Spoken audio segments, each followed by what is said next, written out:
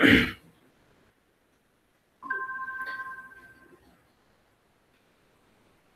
guys, my name is Tushar and I will be discussing about difference between murder and the culpable homicide. What is difference between murder and the culpable homicide? So first of all, I would be like to introduce or give you a basic introduction about both this term. The term murder traces its origin from the Germanic words which means secret killing. Murder means when one person is killed by another or a group of person who have a predetermined intentions to end life of the former. An offense will not amount to murder unless it includes an offense which falls under the definition of culpable homicide as per the definitions of murder under IPC. All murders are culpable homicide, but all homicides are not murder because Section 299 and 300 of the Indian Penal Code deal with murder. Now, what is homicide? The word homicide is supposedly derived from the Latin where homo means man and the side means killing. Thus, homicide means the killing of a man by a man. Homicide can be a lawful or a unlawful because culpable homicide is a punishable by law and it's further divided into two categories, which is culpable homicide amounting to a murder and culpable homicide not amounting to a murder. So murder as per section 300 of the IPC, except in this case, culpable homicide is murder if the fact by which that death is caused is done with the intention of causing death. Secondly, if it is done with the intention of causing such body injury as the offender know to be likely to cause the death of the person to whom the harm is caused. Thirdly, if it is done with the intention of causing body injury to any person and the body injury intending to be inflicted is sufficient in the ordinary course of nature to cause death. If we analyzes the definition under section 300 of the IPC, culpable homicide is considered as a murder if the act is committed with an intention to cause death. Second one is the act is done with the intention of causing such body injury for which offender has knowledge that it would be result in death. The third one is the person has the knowledge that his act is dangerous and would be harm to anyone or injury to body, but still commit the act. This would amount to to a murder. Now, I would like to discuss about what is the ingredients of murder. That there are three ingredients of murder. The first one is causing of death, doing an act, or the third one is that the act must be done with the knowledge that the act is likely to cause death or of another. There is a one question I would like to ask you guys. It is a murder like A shoot B with an intentions to of killing him. As a result, B dies. Murder is committed by A or not? Please comment down your answer, and I would be discussing these questions in your comment box. So please do comment. And the second question is D intentionally give a sword to cut to C that is sufficient to cause death of anyone in the order of course of nature. As a consequences, C dies. Here, D is guilty of murder through he did not intend to cause C's death. C is liable to punishable. Please comment down your answer. Now I would be discussing more about culpable homicide as per section 299 of the IPC. How this section says that, however, cause death by doing an act with the intention of causing death or with the intention of causing such body injury as likely to cause death, or with the knowledge that he is likely to by such act to causing death, commits the offense of culpable homicide. So these are the definitions of culpable homicide and the murder and the ingredients also. Now I would like to discuss one cases. In this case of Govinda 1877 ILR Bombay 342. This is the citation of the case. Please, guys, read this case, and if you have any questions, please comment down your question. I would be very glad to help you out with this case and with this topic also. So, in this case, the accused has had knocked down his wife, kept a knee on her chest, and gave two or three violent blows with the closed fist on her face. This act produced extraversion of blood on her brain, and afterward the wife dies due to this. The act was committed with the intention of causing death, and the body also injury was not sufficient to cause death in ordinary case of course of nature. The accused was liable to culpable homicide not amounting to murder. So there is a difference between murder and the culpable homicide is intention.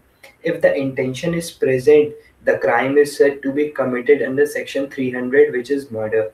And if the intention is absent, then the crime is dealt under section 304 of IPC. Now, what is the all these are the definitions and case and ingredients of culpable homicide and murder.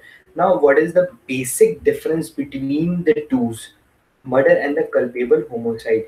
So, in this scheme of penal IPC, culpable homicide is a genus and murder its species.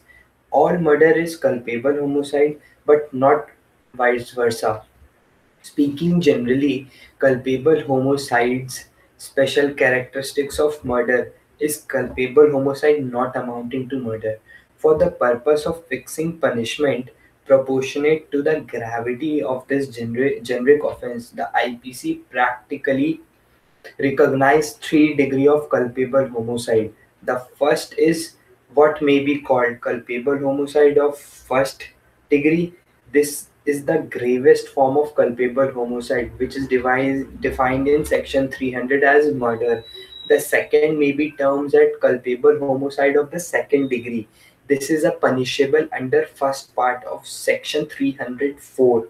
Then there is a third culpable homicide of the third degree. This is the lowest type of culpable homicide, and the punishment provided for it is also the lowest among the punishment provided for the three degrees, punishable under part 2 of the section 304 of IPC.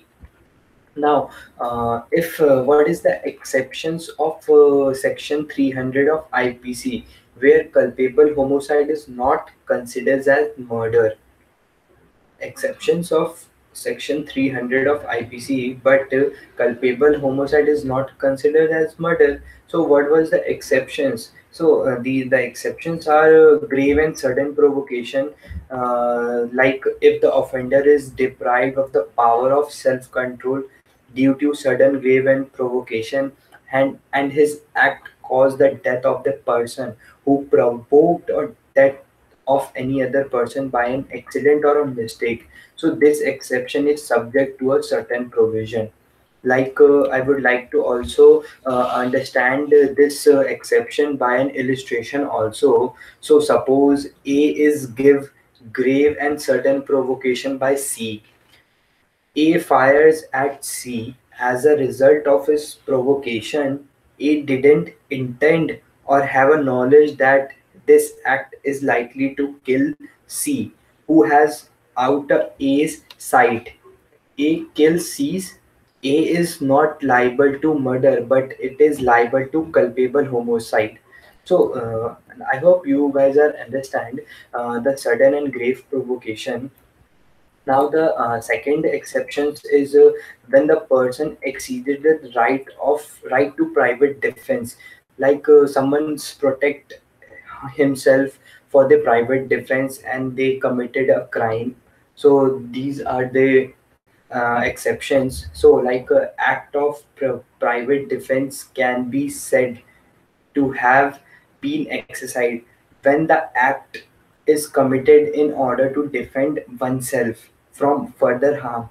If the accused intentionally exceed his right to private defense, then he is liable to murder. If it is unintentional, then the accused will be liable to culpable homicide not amounting to murder. So, culpable homicide in case of public servant, like the act is done by public servants who is acting to promote public justice.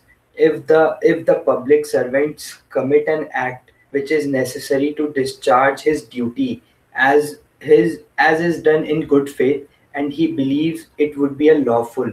So the illustration is like if the police officer goes to arrest a person, the person tries to run away, and during that incident, if the police officer shot the person, the police officer will not be guilty of murder.